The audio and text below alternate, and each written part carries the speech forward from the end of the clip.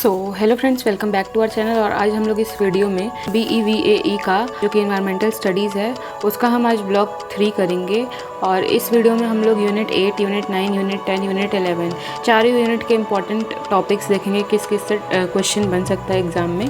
ठीक है, तो स्टार्ट करते हैं यूनिट 8 से, जो कि है बायोडाइवर्सिटी एंड कंजर्वेशन। ठीक है, तो आप सबसे पहले ये देख लीजिएगा हैबिटेट लॉस क्या होता है। हैबिट में दिया हुआ है कोरल, ठीक है, coral reefs, oceanic islands, habitat islands, ये सब आप देख लीजिएगा। ठीक है, फिर उसके बाद ह्यूमन वाइल्ड लाइफ कॉन्फ्लिक्ट आप छोड़ सकते हैं। Selective destruction of species, domestication of selective species, ये दोनों टॉपिक देख लीजिएगा। सेलेक्टिव डिस्ट्रक्शन ऑफ स्पीसीज मतलब हमने टारगेट करके किसी स्पीशीज़ को डिस्ट्रक्ट किया है। ठीक है, तो इसमें एग्जांपल दिया हुआ है पैसेंजर पिजन्स का। ठीक है, मतलब बताया कि जो पैसेंजर पिजन्स थे पहले इतने थे कि जब उड़ते थे ना तो पूरा स्काई काला हो जाता था। ठीक है, जब पेड़ों पे बैठते थे ये पैसेंजर पिजन्स, तो पेड़ के जो ब्रांच होते हैं ना वो टूट जाते थे। मतलब इतने पैसेंजर पिजन्स थे कि जो पेड़ के ब्रांच हैं वो टूट जाते थे। बट आज के टाइम पे पैसेंजर पिजन्स जो हैं वो नहीं हैं। ठीक है, क्योंकि अब लोग धीरे धीरे पता रोस्ट करके पिजन्स को खाने लगे। ठीक है, और वैसे ही जब पिजन्स जो थे वो ह्यूमंस का डिनर बनते गए, और आज का टाइम है कि जो हमारे पैसेंजर पिजन्स हैं आज अवेलेबल नहीं है। डोमेस्टिकेशन ऑफ सेलेक्टिव स्पीसीज़, इसमें क्या होता है कि हम किसी स्पेसिफिक स्पीसीज़ को डोमेस्टिकेट करते हैं, मतलब पालते हैं। ठीक है, वो होता है डोमेस्टिकेशन ऑफ सेलेक्टिव स्पीसीज़। अब आते हैं यूज़ ऑफ पेस्टिसाइड्स। तो यूज़ ऑफ पेस्टिसाइड्स वही है कि फर्टिलाइजर्स यूज़ करते हैं। ठीक है, केमिकल्स वगैरह यूज़ करते हैं, वही है।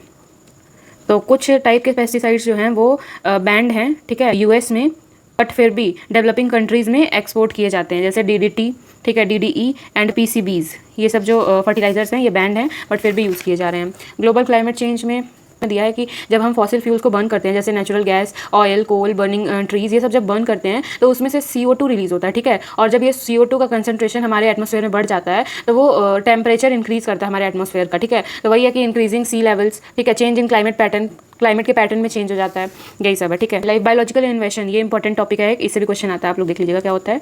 ठीक है, और उसके बाद need of conservation of biodiversity, ये उतना इंपॉर्टेंट नहीं है। और हाँ, ये बायोलॉजिकल इन्वेशन है ना, इसके अंदर जो ये दिए हुए हैं कि बायोलॉजिकल इन्वेशन से क्या क्या इफेक्ट पड़ता है ना, तो इसमें कुछ स्पीशीज़ के बारे में दिया है, ये सब आप लोगों को पढ़ लीजिएगा। इसमें क्वेश्चन बनता है कि जैसे कौन सी स्पीशीज़ है जिससे स्किन एलर्जी होता है, तो वो पार्थेनियम हाइस्टेरोफोरस है। ठीक है, जिसे कांग्रेस स्वीट भी कहते हैं, तो आप लोग रीड कर लीजिएगा उसे।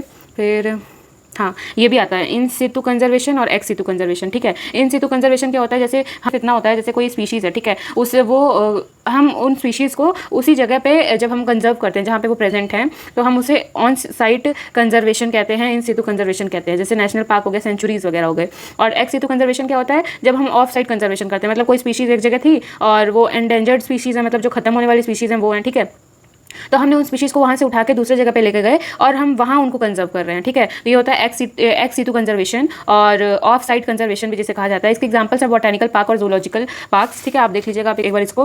और एक इन सितु कंजर्वेशन का ये डायग्राम जो है आप एक बार इसको देख लीजिएगा कि कोर रिजर्व्स होते हैं दोनों साइड, बीच में कॉरिडोर होता है, ऊपर इनर बफर होता है, नीचे हाइकिंग होता है, फिर आउटर बफर होता है, कैंपिंग ग्रेजिंग होता है। ठीक है, ये सब आप एक बार देख लीजिएगा। फिर उसके बाद आता है कैप्टिव ब्रीडिंग। कैप्टिव ब्रीडिंग से भी क्वेश्चन आते हैं। ठीक है, एक बार आप गो थ्रू कर लीजिएगा इससे। और एक्स सितु और इन सितु कंजर्वेशन हमने देख ही लिया। ठीक है, तो यूनिट 8 में इतना इंपॉर्टेंट चीज़ था। अब हम लोग देखते हैं यूनिट 9, जो कि इन्वायरमेंटल पॉल्यूशन एंड हैजार्ड्स हैं। इसमें क्या क्या इंपॉर्टेंट टॉपिक है, सबसे पहले तो आप देख लीजिए। ठीक है, पॉल्यूशन क्या होता है, बायोडिग्रेडेबल और नॉन बायोडिग्रेडेबल पॉल्यूटेंट्स क्या होते हैं, ये तो इंपॉर्टेंट है और इससे क्वेश्चन आते भी हैं। ठीक है, तो आप ये देख लीजिएगा एक। और उसके बाद एयर पॉल्यूशन क्या होता है, ठीक है, टाइप्स ऑफ एयर पॉल्यूशन भी देख लीजिएगा। बाकी और ये जो है air pollution and atmospheric problems, इसमें से भी MCQs बनते हैं। ठीक है, तो जैसे पूछ लेगा कि SPM का फुल फॉर्म क्या है। ठीक है, तो सस्पेंडेड पार्टिकुलेट मैटर होता है। ठीक है, और पूछ सकता है CPCB का फुल फॉर्म क्या है, सेंट्रल पोल्यूशन कंट्रोल बोर्ड। ठीक है, एसिड रेन कैसे होता है, क्या कौन से इसमें गैसेस प्रेजेंट होते हैं। ठीक है, एटमॉस्फेरिक इन्वर्जन, इससे भी क्वेश्चन आता है। ठीक है, MCQ इससे भी आता है, तो आप एक बार देख लीजिएगा क्या है।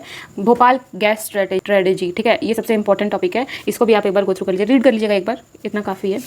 ठीक है, फिर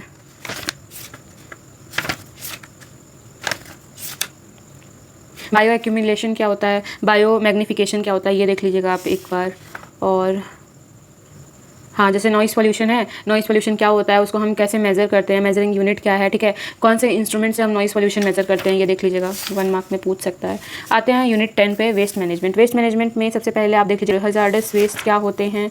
सेकेंड आप लोग टॉक्सिक और हजार्डस वेस्ट का डिफरेंस भी देख लीजिएगा, पूछता है कभी कभी। फिर उसके बाद ट्रीटमेंट ऑफ हजार्डस वेस्ट की मतलब हम लोग हजार्डस वेस्ट को कैसे डिस्पोज करें, क्या उसका ट्रीटमेंट कैसे करें।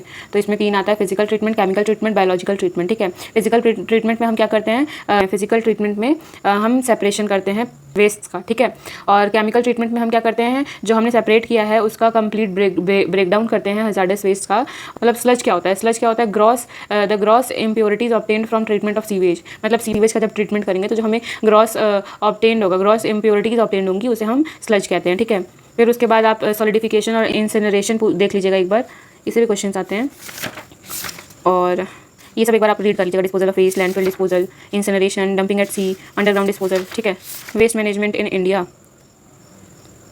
ये उतना इंपॉर्टेंट तो नहीं है। तो ये यूनिट 10 था, यूनिट 10 में इतना इंपॉर्टेंट चीज़ है। यूनिट 11 देखते हैं, ग्लोबल एनवायरमेंटल इश्यूज़। ठीक है, इसमें सबसे पहले आप देख लीजिएगा ग्लोबल इश्यूज़ क्या होते हैं। ग्लोबल इश्यूज़ बेसिकली वो चीज़ें होती हैं जो सिर्फ एक कंट्री को नहीं बल्कि पूरे वर्ल्ड को, मतलब पूरे ग्लोब को ही प्रॉब्लम क्रिएट करती है। ठीक है, तो जैसे हो जाता है global warming, climate changes, ozone layer depletion, तो ये सब चेंजेस आएंगे ना, ये सब चीज़ें होंगी तो फिर सिर्फ हमारे इंडिया को ही नहीं अफेक्ट करेंगी, बाकी पूरे कंट्रीज़ को भी अफेक्ट करेंगी। तो वही होता है ग्लोबल इश्यूज़। ठीक है, वो देख लीजिएगा आप क्या होता है। फिर ग्लोबल वार्मिंग और क्लाइमेट चेंजेस क्या होता है एक बार देख लीजिएगा। इसमें बहुत इंपॉर्टेंट टॉपिक्स है, जैसे ग्रीन हाउस इफेक्ट है, फिर ग्लोबल वार्मिंग है, फिर उसके